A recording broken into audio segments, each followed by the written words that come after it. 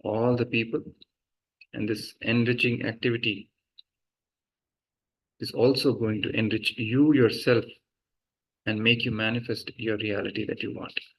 So let's all take a couple of minutes and go to the social media and share with our experience while we prepare for the next segment.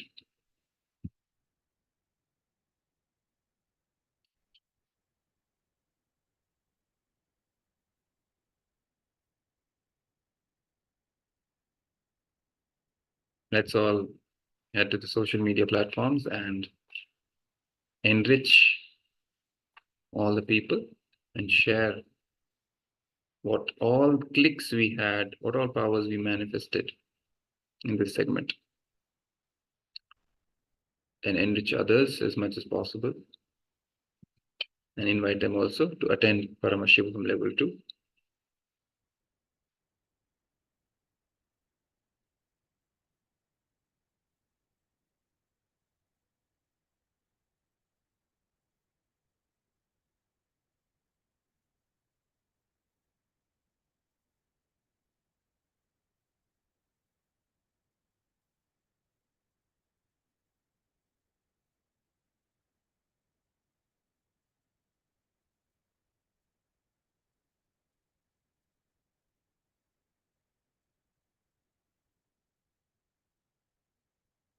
Yes.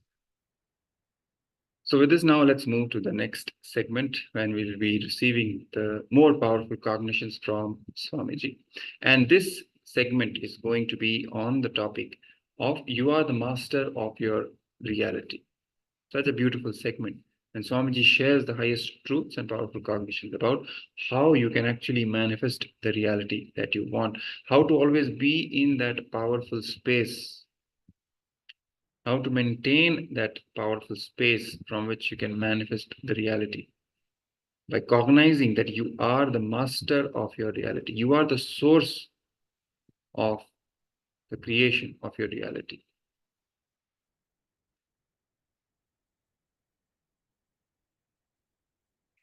So in this session, Swamiji shares that today we will expand on the power of being powerful, the power of being powerful, and how being powerful always makes your space into reality. So let's listen in. And Swamiji is directly sharing with us this powerful cognitions.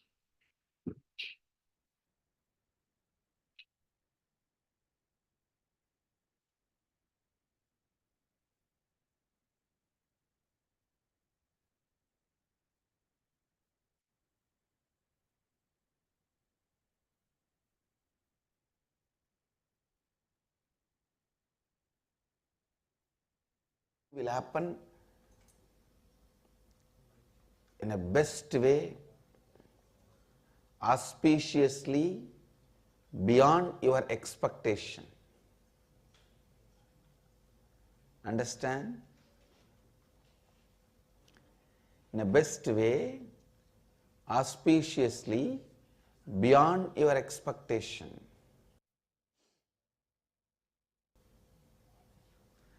Continuously being blissful, being in a very powerful space,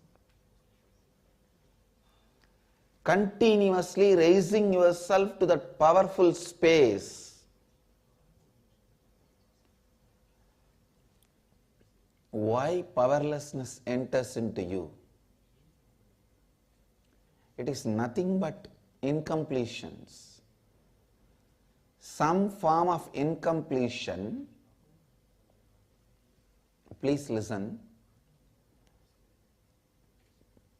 One incompletion is enough to keep you powerless 24 hours. Just one incompletion is enough.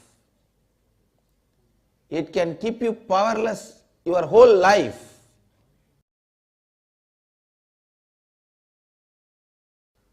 Do not allow incompletion, even one incompletion in you, bring yourself again and again and again to the space of completion. Bad news is you have to practice again and again. Good news is it is possible.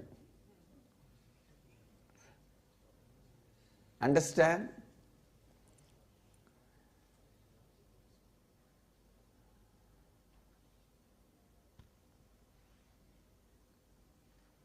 The biggest wealth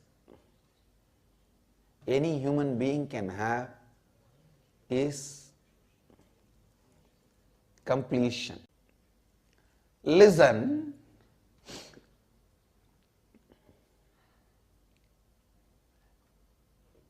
Today, I'll give you the science of possibility, making what you want as reality. This is one of the very powerful science. I myself received it from a great master who in turn received it from his guru, which comes maybe at least from the 10,000 years old Vedic tradition.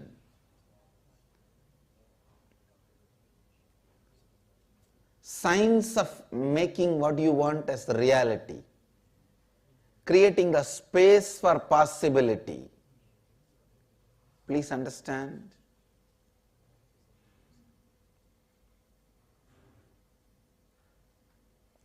Your mind is established in the space of impossibility, because the more and more you believe in impossibility, only then more and more you can be exploited by the delusion and illusion. You will be kept in the illusion. You will be kept deluded only if you believe things are impossible. In any front, whether it is personal front, social, business, relationship, in any front, please listen. When you are born, you are like a being landed on the planet Earth.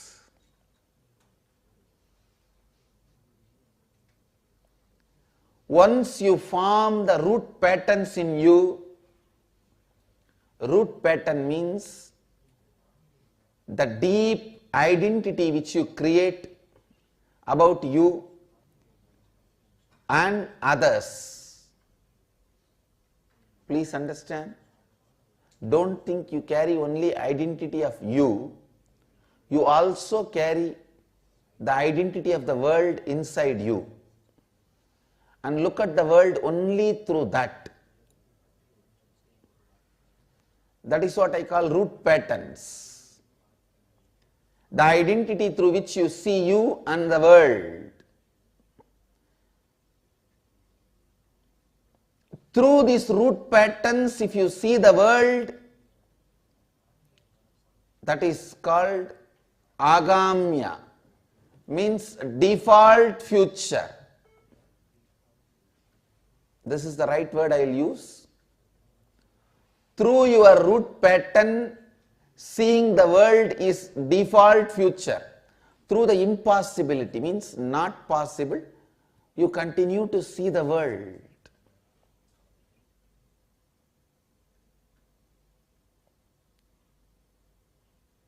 Continuously seeing the world through the concept of impossibility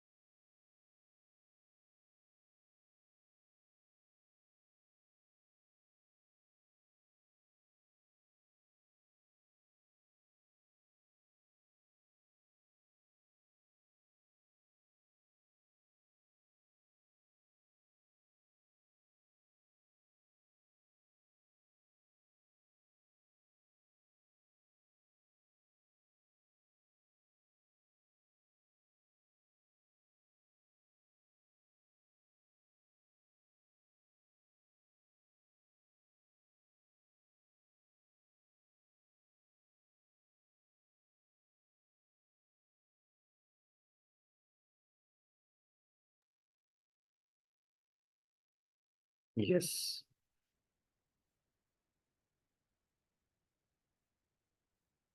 So after this beautiful sharing, this revelation from Swamiji, let us enter into a short exercise. Let's take a few minutes to internalize, intra-analyze, share and discuss the revelations of the Supreme Pontiff of Hinduism. Please share all your powerful cognitions from this clip in the chat. So all the powerful cognitions that Swamiji shared and the clicks we had from this revelation, from this video, let's all put in the chat window. Let's do this short internalization exercise. Let's start with it. This is the first step.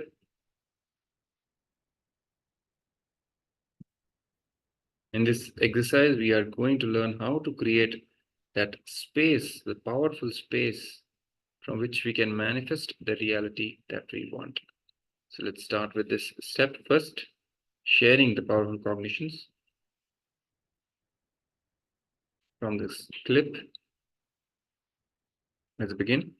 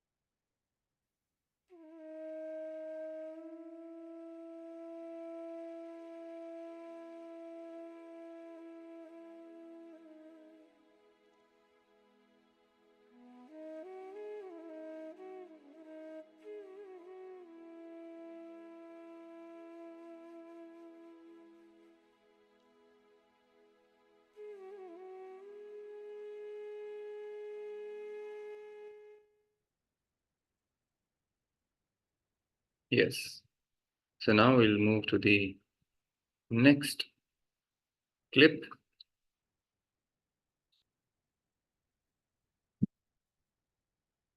Let's listen in to what Swamiji is revealing to all of us.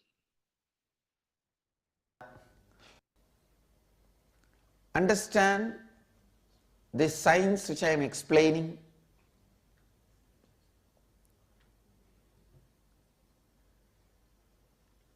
The root pattern which you are carrying about you, with that, if you continue to live, you will have a default future which is called agamya karma. That will always be very destructive. If you compete with all that root patterns and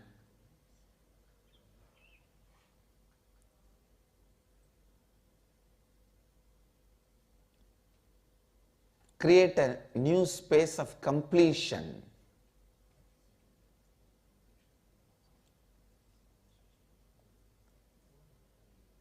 and live completing all your incompletions that is living your prarabdha. If you decide to take your life in your hand and rewrite your future, that is Ishwaratva, being a leader. Being a leader means rewriting your future. Please understand, I am not teaching you personality development. No. In personality development, how much ever you struggle, whether you win or lose, you will be struggling.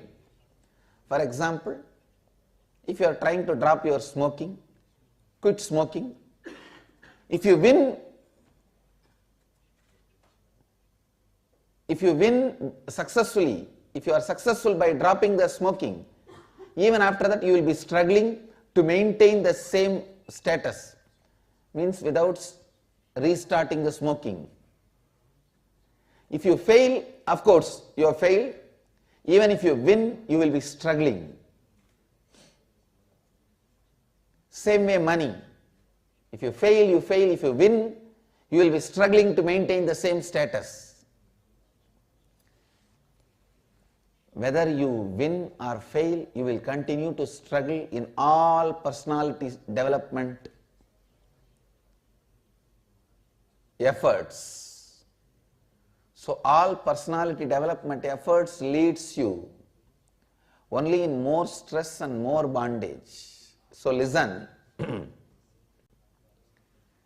I am not interested in doing a personality development program here. I am interested in helping you to rewrite your future. Means a total, complete disconnect from your past root patterns, from the past ideas you carry about you and the world, completely creating a new idea about you and life. This is what Krishna says in Gita to Arjuna, Divyam dadami te chakshu. I am giving you the divine vision. Please understand. The matter, the walls around you, the chair you are sitting, and the house you are living, the matter around you is not reality. How that matter occurs to you is reality. Whether you are in the temple or in your house, the wall is same. But in the house, that wall, you feel it is your house and it is yours. In the temple, you feel this belongs to the God. This is temple. Matter may be same, but how it occurs to you is reality.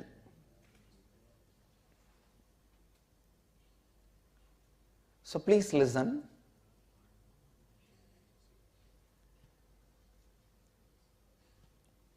If the matter occurs to you, causing pain and suffering, you are in hell.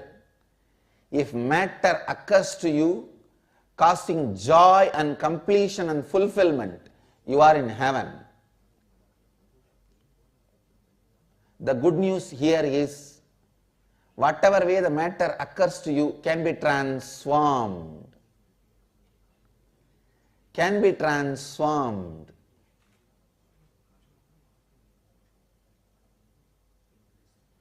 How the matter occurs to you can be transformed. I can say the same truth. Last 10,000 years our rishis are repeating. Last 10 years I am repeating. Last 10,000 years our rishis are repeating. Last 10 years I am repeating. How the matter occurs to you is reality. No one else can change the way matter occurs to you.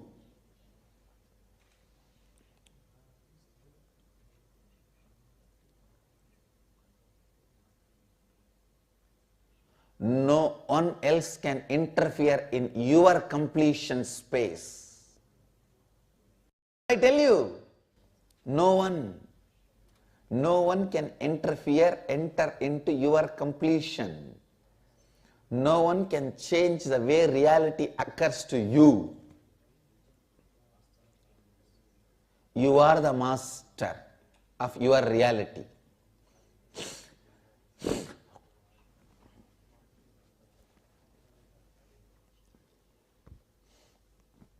You are the master of your reality.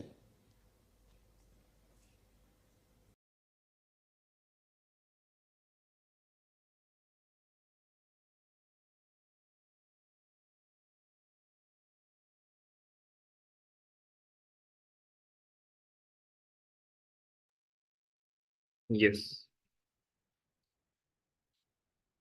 Now, after this short clip, let's again do this internalization exercise about the revelations of the Supreme Pontiff of Hinduism and this previous short clip.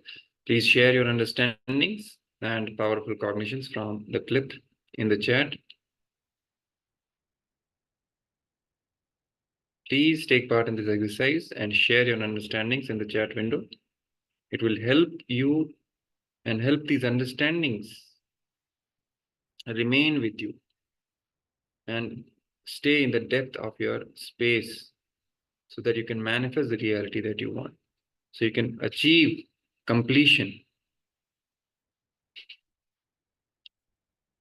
So let's all do this exercise.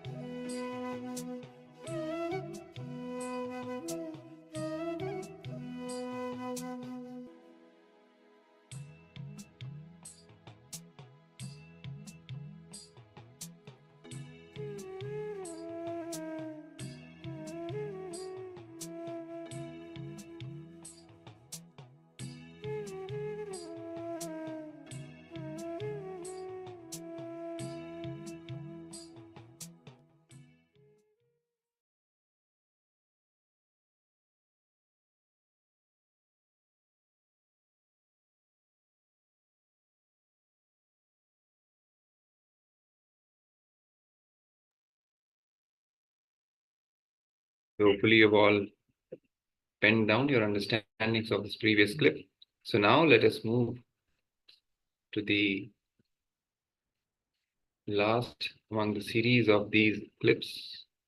And Swamiji is sharing the secret of how to remain in that powerful space and manifest the reality that we want. So let's listen in. Just yesterday, the Acharya Mahamandaleshwar of Atal Akada, Shukdevanandji came to Haridwar and we all went to have his darshan. All of you may be remembering the Swamiji who came December 27th on my birthday and announced that Paramahamsa Nithyananda will be the next Atal Acharya. He will be the next successor. You might be remembering. Atal Akada is the oldest Akada, oldest apex body of Hinduism. From Atal Akada, Mahanirvani was formed. So that Acharya, Atal Akada Acharya, he was here yesterday. Today, he will be visiting this hotel where we are staying, this place. Yesterday, we went to see him in his ashram. I am hoping tomorrow or day after tomorrow, in next few days, any one morning satsang he may come and grace. We will request him to come on any one day morning satsang. He is highly intellectual. At the age of 10 he took sannyas and now he is more than 80 or maybe 85. 70 years he is in the sadhu samaj. Among the sadhus, when we were all talking, he was sharing something.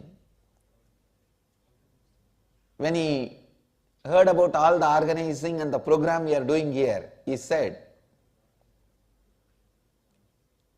he made a statement, Maharajji, Krishna played flute, anyone can play. Krishna danced, anyone can dance. But Krishna lifted the Govardhana hill. Asatya sadhaka means making impossibility into possibility. That makes him an incarnation. With that note he told, Maharajji, the work you do makes you an incarnation. That is a solid proof.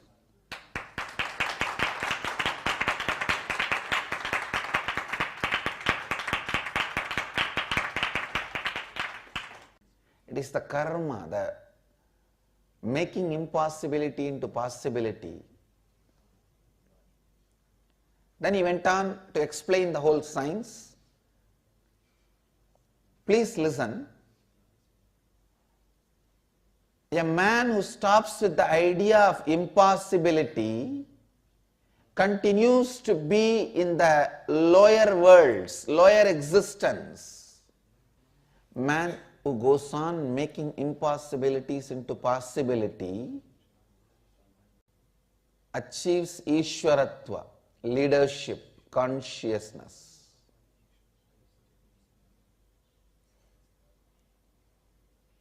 Kalpataru is science of initiating you into possibility. Please understand.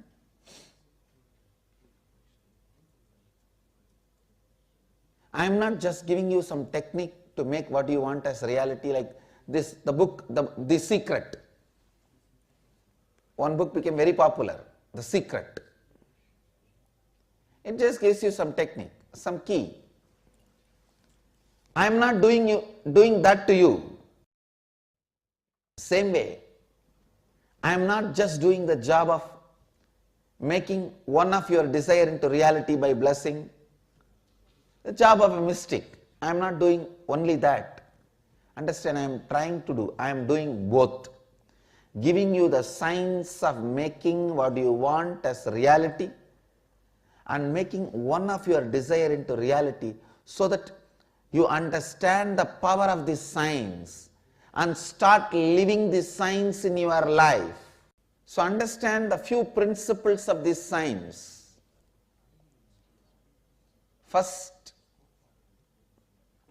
The first principle, decide not to live with your default future. First, decide not to live with your default future. Second, understand rewriting your future is simply possible. Third, SDHD you carry, self-doubt, hatred, denial you carry. It's the right word I use, SDHD. Self-doubt, hatred and denial. The SDHD you carry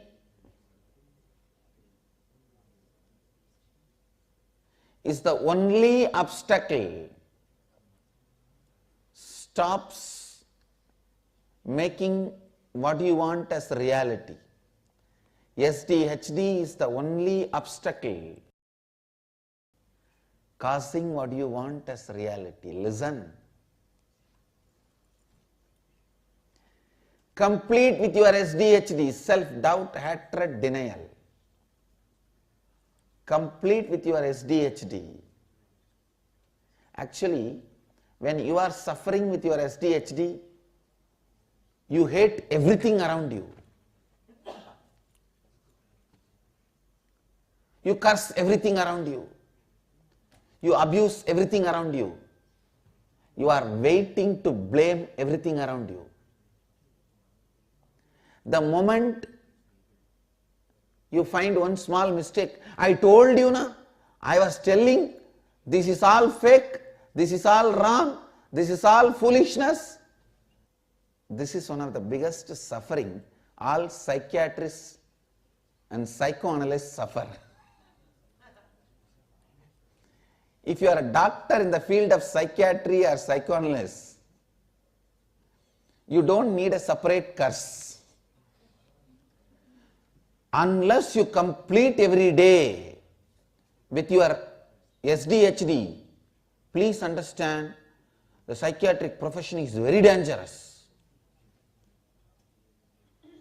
I have seen in my life. And you also need to know, as per the statistics, the largest suicide rate profession is psychiatrists. Because their SDHD goes so high.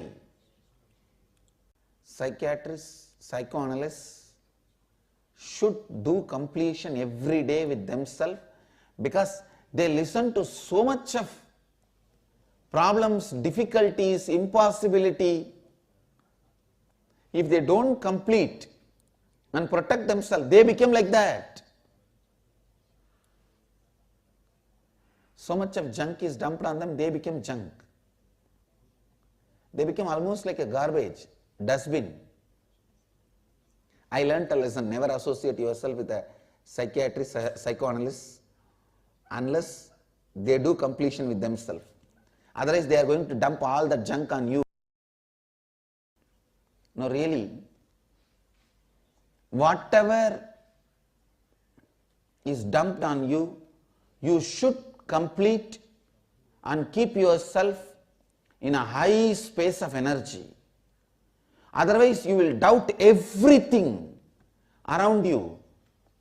You can't trust anything around you. Understand? Not able to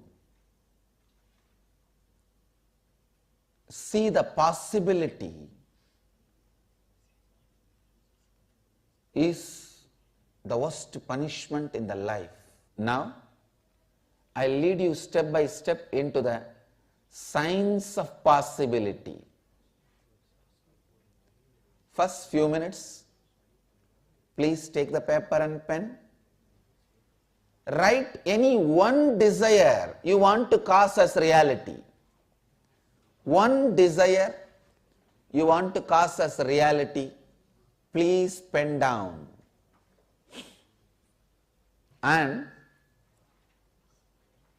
whatever you think is the reason why that desire will not become reality, the doubt, incompletions, fears, anxiety you have related to that one desire, why you think it is difficult or it may be delayed or it is impossible to make that one desire into reality.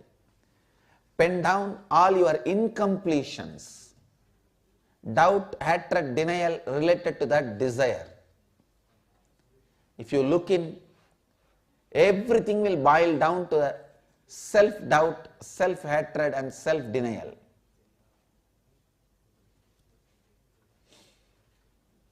At one point, you carry a deep doubt about you.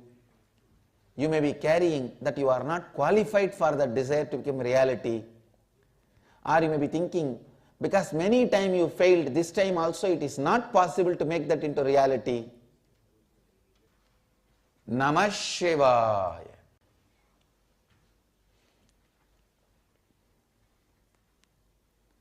Take few minutes, pen down clearly, so that during the meditation you will be able to complete with all that.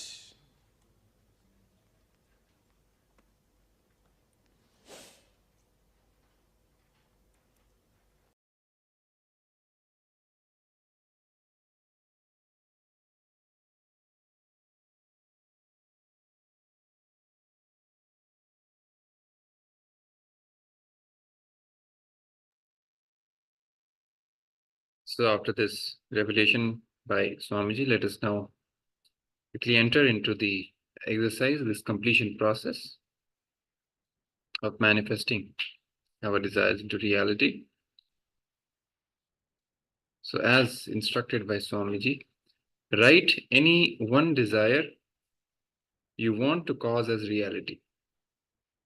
Please pen down whatever you think is the reason why that desire will not become reality. The doubt, incompletion, fear, anxiety you have related to that desire, to that one desire, why you think it is difficult, or it may be delayed, or it is impossible to make that one desire into reality. Pen down all your incompletions, doubt, hatred, denial related to that desire. So let's start penning down. Take one desire, any one desire that you want to cause as reality. Here Swamiji is teaching us the science. He's initiating us into the science. Once we learn, once we get a hang of this science, then we can use this, replicate this anywhere we want in our life and manifest the reality we want. So let's start with one desire that you want to cause as reality. It could be anything: health, wealth, relationship related, career related, job, anything. Even as simple as you want to manifest a food item, right? Pizza or something like that. So write that any one desire you want to cause as reality. Then, once you have written that, then pen down whatever you think is the reason why that desire will not become reality. Deep down, you might be having some doubt related to that it might not happen, might not be possible. Some incompletion or fear or anxiety or something like that. Let's say it's related to some relationship. You might have this fear that it might not be possible, or you're not good enough, or whatever it is, right? Some incompletion inside you that you have related to that one desire. Why you think it is difficult, or it may be delayed, or it is impossible to make that one desire into reality. Pen down all your incompletions, doubt, hatred, denial related to that desire, the SDHD that you have. So let's do this. First, let's do this. Let's pen down the desire and then the incompletions related to that desire. Then we'll move to the next step. Let's begin.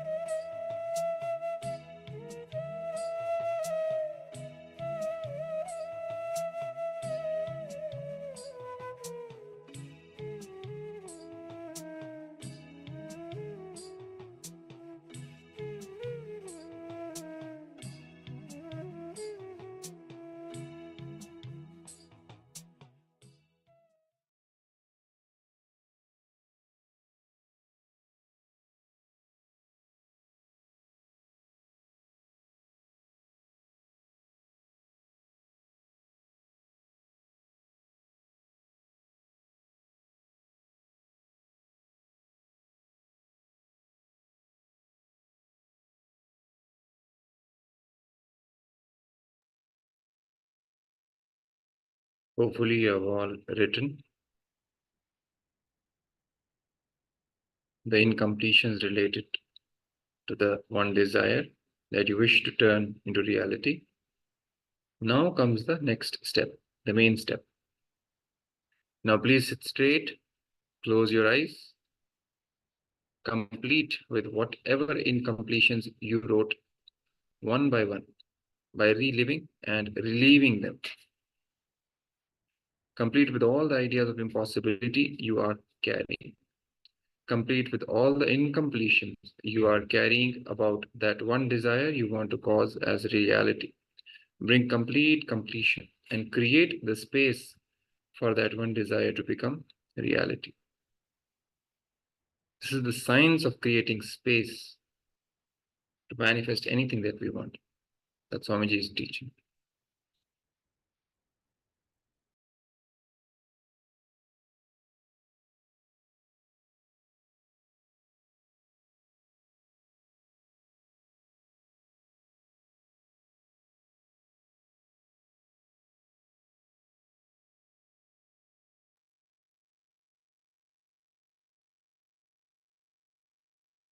So take one by one all the incompletions that you have written related to that one desire that you wish to make into reality, and complete with all those incompletions one by one. How do you complete? By reliving and relieving them. Let's say it is a fear. By reliving that fear, become that fear. Go to the source of that fear and completely relive and relieve that entire incompletion, that fear, or any other incompletion that you have, a doubt, fear, anxiety, or self-hate, that something like anger towards yourself, that you don't deserve it, right? Many times people have this kind of a self-hate related to themselves, that you don't deserve it, I don't deserve it, that's why it should not happen, or something like that. Complete with that. Complete with that. Completely relive that self-hate, that feeling that you have. Go to the root of it and relieve it. Similarly, complete with all your self-doubt, self-hatred, self-denial, and all other incompletions related to that desire. And with this completion, create the space for that desire to become reality.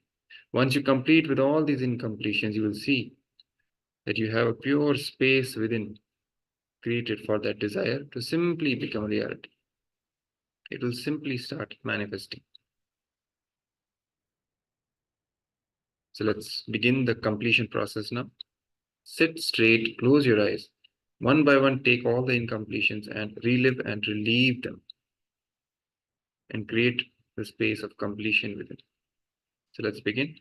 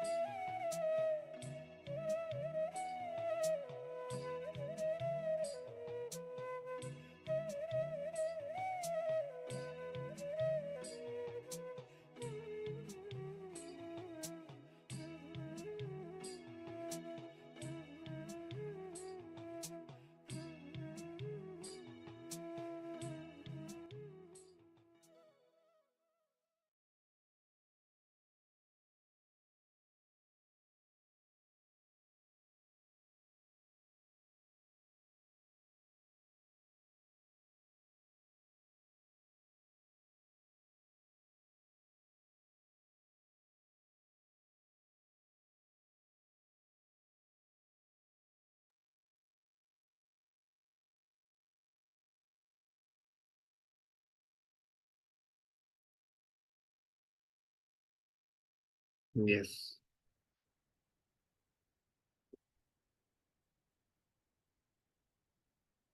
So hopefully you've all done the completion process. In case you might not have completed, you can continue after this session, for the series of session today, and you can complete the whole process and create that completion space within for your desire to become reality. All the incompletions, relive and relieve all those incompletions and the influence of those incompletions on you. Simply your desire will become reality. That is the science of Kalpataru that Swamiji is teaching all of us. The Supreme Pontiff of Hinduism is teaching all of us. It's a very powerful science. And once you get a knack of it, you can simply use it in your day-to-day life, everyday life, and create the reality that you want. So with this, now let's move into the last session for today. That is the power manifestation session.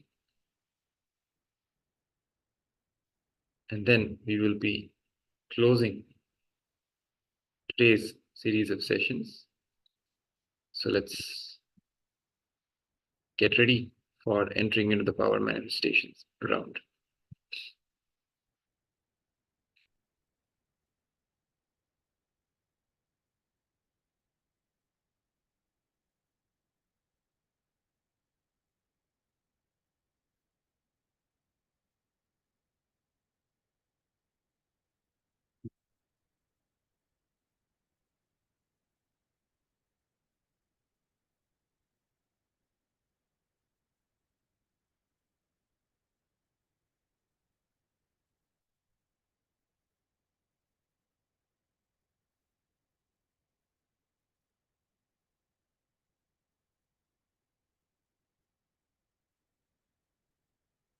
Yes.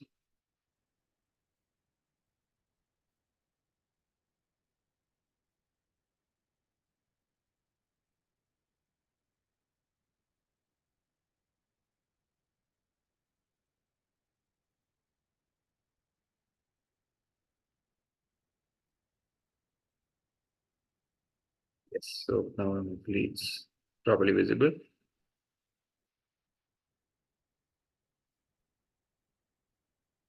So this round is going to be about scanning your walk to see where you are being cheated in life through your non-integrated words, which you used consciously, and complete with it.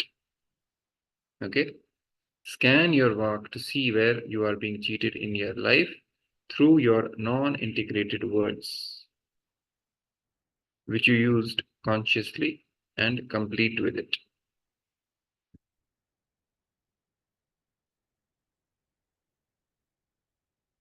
Let's also first look at the Shastra Pramana for this power. The Shastra Pramana goes as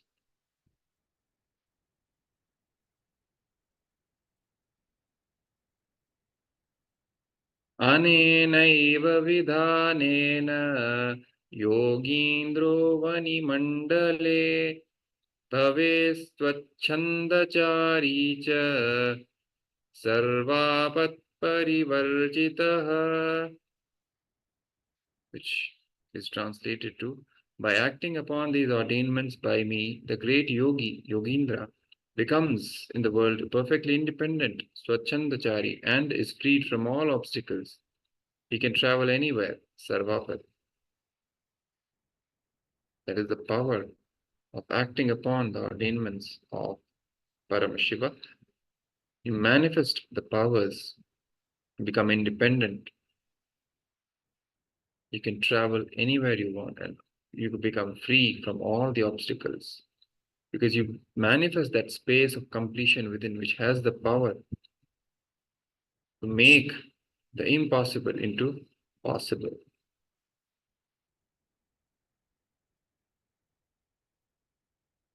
So let's now look at the instructions.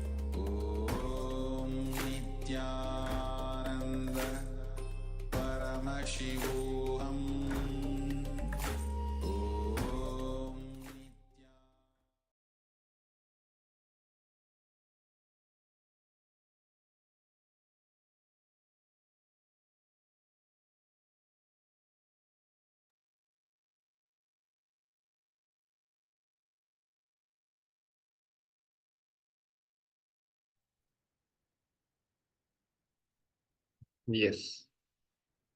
So hopefully you have all finished the session and completed with all those words, those non-integrated words that you gave to yourself, because of which you feel cheated in life. Because once you complete with all those non-integrated words, it opens up all the blockages in your walk that is here, sitting here, the throat center. And once that happens, it awakens the power of words, that is Vak Shakti, in all of us. When Vak Shakti is awakened, whatever we utter, the words we utter, simply become reality. That is the Vak Shakti. So with this, we now come to the completion, the end of today's day in Paramashivoham Level 2, with all the beautiful sessions, power manifestations, the powerful cognitions shared by Swamiji, and the exercises that we all sincerely took part in. Hopefully you've all enjoyed today's sessions, and I would also like to thank all the participants who have joined us. Anupama Menon, Milan Kin, Vishwanathan T, and all the participants, other participants who have joined us throughout the day and were together with us on this beautiful journey. And all the other viewers on social media who have been with us. Hopefully you've all enjoyed as well and been benefited from all these sessions and exercises and power manifestation sessions. So let's all gather again tomorrow for another exciting day of Paramashivoham Level 2, when we will be touching another dimension of life. Thank you, Aya Vishwanathan, for joining, and let's all again get back tomorrow for receiving more powerful cognitions and opening another dimension of our life, and ultimately manifesting the reality that we want and achieving complete completion with life and ourselves and the entire cosmos. So with this, I would like to, yes. So with this, let's now end today's series of sessions with the Purna Mantra and gather back tomorrow again. Om Purnamada Purnamidam Purnat Purnamudachyate Purnasya Purnamadaya Purnameva Vashishyate. Om Shanti Shanti Shanti. Hari Om Tat Sat. Sarvam Bhagavad Shri Nithyananda Paramashiva Paduka Arpanamastu. Om Nithyanandam.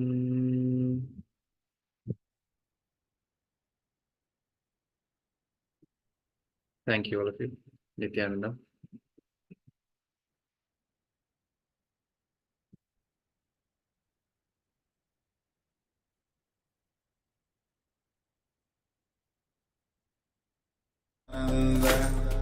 Paramashivoham. Om Nithyananda. Paramashivoham. Om Nithyananda. Paramashivoham. Om Nithyananda. Paramashivoham. Om Nithyananda. Paramashivoham. Om Nithyananda. Paramashivoham. Om Nithyananda. Paramashivoham. Om Nithyananda. Paramashivoham. Om Nithyananda. Paramashivoham.